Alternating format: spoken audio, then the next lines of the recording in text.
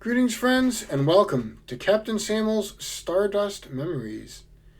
April is Arab American Heritage Month, and in honor and celebration of that, we're taking a look at The Stardust Thief by Kuwaiti American writer Chelsea Abdullah.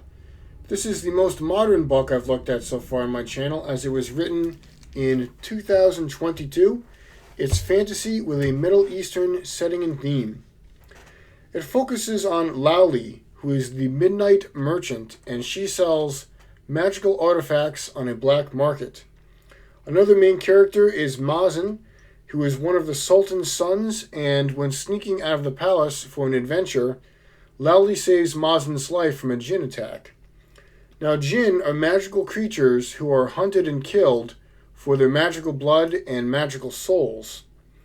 Another main character is the Sultan's other brother named Omar, who hunts jinn and is cruel, calculating, and dangerous. Lowly has a jinn companion named Kadir who accompanies her everywhere and can shapeshift. The Sultan wants a supremely powerful artifact which can turn the desert into a flourishing paradise.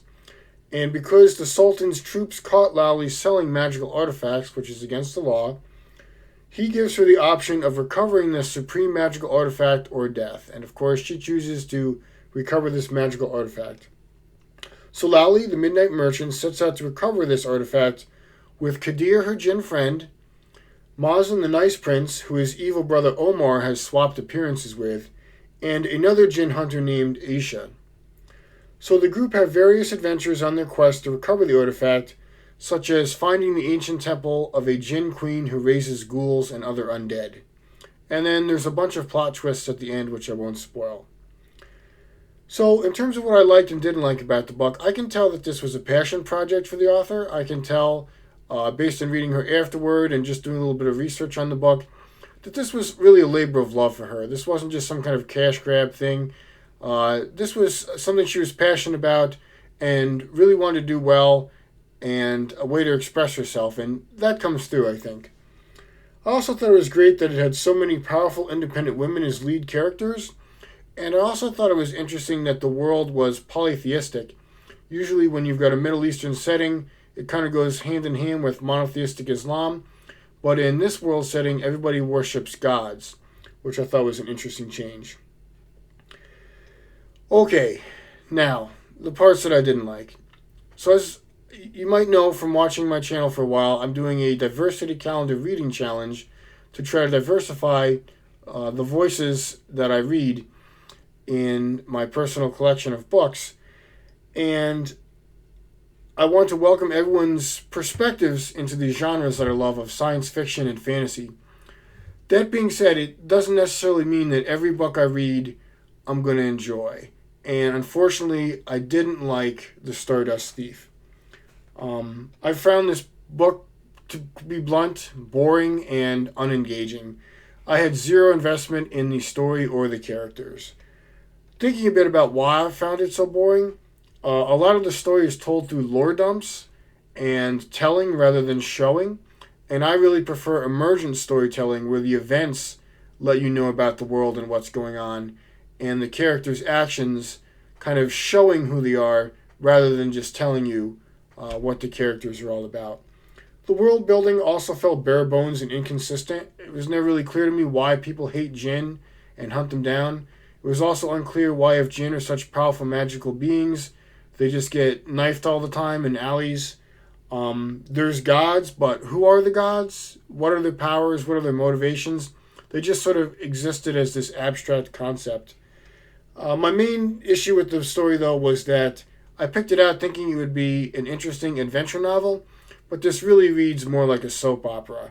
It's primarily snarky dialogue between characters that all seem the same. Pretty much every character is a gruff, emotionally distant, curt edgelord whose parents were killed when they were little. The pace also drags. It takes forever for this story to get going, and when it does get going, it's really not that interesting. It's just a fetch quest for a MacGuffin.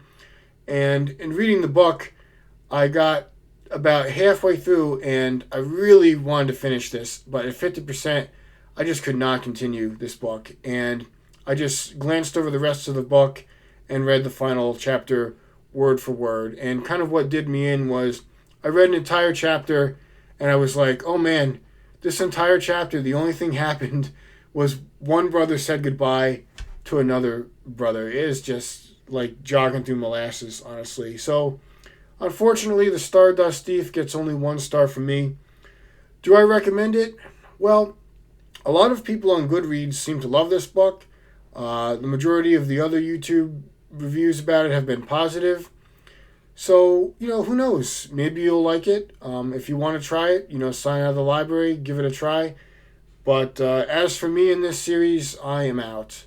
In terms of Chelsea Abdul as an author, I think if I waited a couple years to maybe let her skills as an author mature a bit further, I would try her again. The Stardust Thief was her debut novel.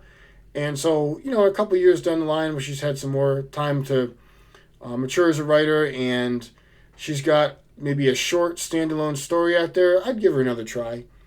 So, I do feel bad that the book I read for Arab American Heritage Month was just 1 star. In the description, I'm going to put some other books by authors with Middle Eastern heritage that I'll plan to try at some point in the future. And if you have any other suggestions for good authors that have Middle Eastern heritage, I'd be willing to hear what you think I should read as well, and what you read and enjoyed too, because this is something that's important to me, and kind of a bummer it was just 1 star, but gotta be honest. Anyways, thanks for watching. Hope you're doing well. Bye.